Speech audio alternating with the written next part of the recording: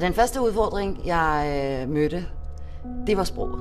När man filmar så här Sverige-Danmark så är det ju så att vissa har ju lättare för danska och vissa har svårare och vice versa. I början så hade jag ganska svårt att förstå precis all danska, speciellt Kim. Jag pratar ju jättelångsamt och så här för att vara övertydlig. Har du och Mette fortfarande sex fast ni inte bor ihop?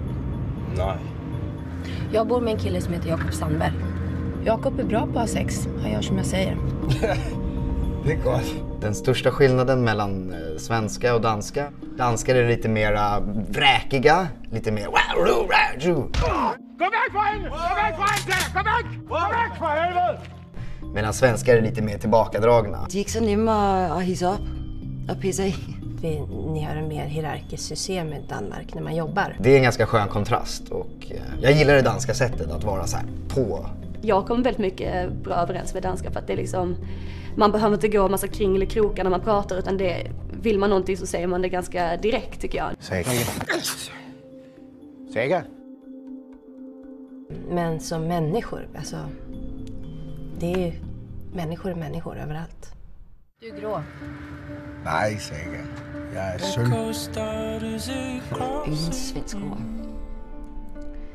Det har jag haft många älsklingsord på danska. Det har alltid varit Pernillehus. Håll din käft. Fikabord, tror jag. Det betyder det är kaffebord.